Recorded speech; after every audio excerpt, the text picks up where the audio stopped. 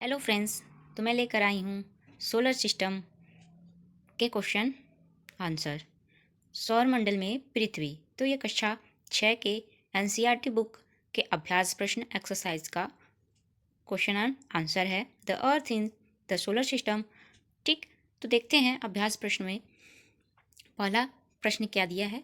तो पहला प्रश्न दिया है, निम्नलिखित प्रश्नों के उत्तर संक्षेप में दीजिए। तो यहाँ पर पहला है, ग्रह और तारे में क्या अंतर है।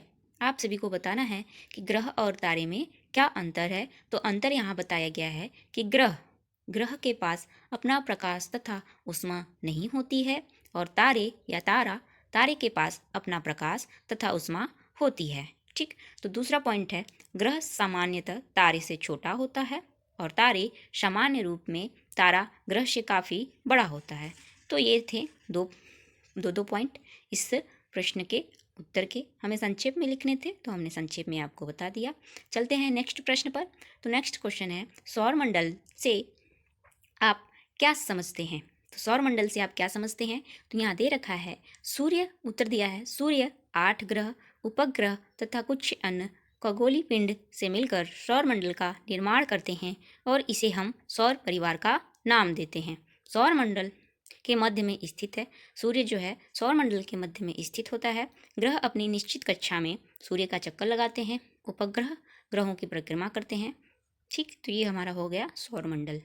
तीसरा प्रश्न है, सूर्य से उनकी दूरी के अनुसार सभी ग्रहों के नाम लिखिए। तो सूर्य से उनकी दूरी के अनुसार कुल 8 ग्रह हैं। हमारे सौरमंडल में 8 ग्रह हैं। सूर्य से दूरी के अनुसार वे इस प्रकार हैं, पहला बुध, दूसरा शुक्र, तीसरा पृथ्वी, चौथा मंगल, पांचवा बृहस्पति, छठे नंबर पर शनि, सातवें पर यूरेनस या अरुण और आठवें पर सबसे लास्ट नेपच्यून। ठीक, तो नेपच्यून या वरुण। ठीक, ये थे 8।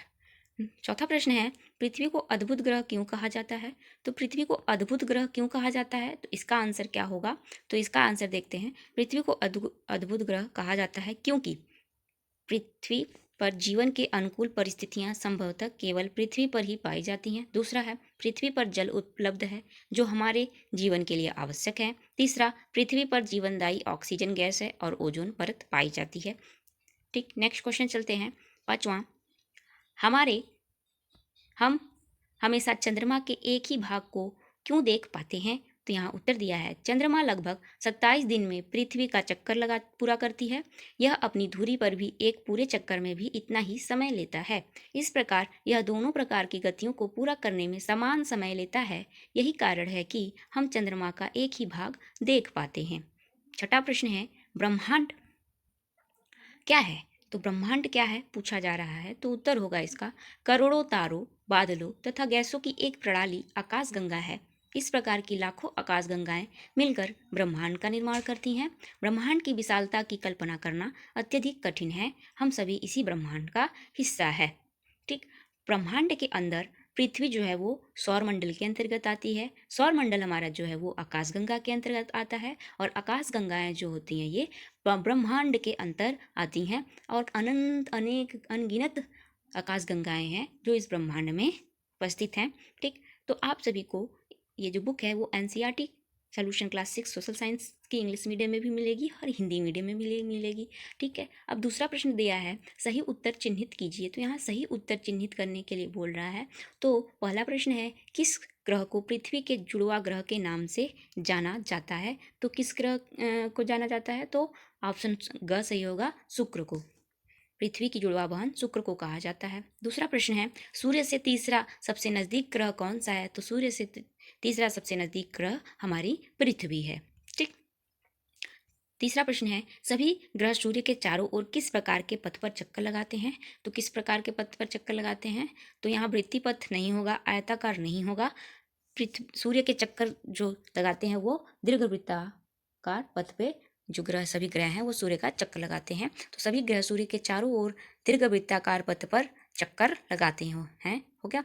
चौथा देखते हैं, ध्रुव तारे से किस दिशा का ज्ञान होता है। तो ध्रुव तारे से उत्तर दिशा का ज्ञान होता है। पांचवा है, क्षुद्र ग्रह किन कक्षाओं के बीच पाए जाते हैं। तो मंगल एवं बृहस्पति के कक्षा के बीच पाए जाते हैं। ठीक है, तो नेक्स्ट चलते हैं। तीसरा दिया है, खाली स्थान भरें। खाली स्थान में दिया है कि खाली स्थान दिया है का एक समूह जो विभिन्न प्रतिरूपों का निर्माण करता है उसे कहते हैं। तो उसे यहाँ क्या कहते हैं? तो तारों का, पहला का क्या होगा? तारों का एक समूह जो विभिन्न प्रतिरूपों का निर्माण करता है उसे तारामंडल कहते हैं। दूसरा प्रश्न है, तारों की एक बहुत बड़ी प्रणाली को क्या कहा जाता है? तो आकाश गंगा कहा जाता है। तारों की एक बहुत बड़ी प्रणाली को आकाश गंगा कहते हैं।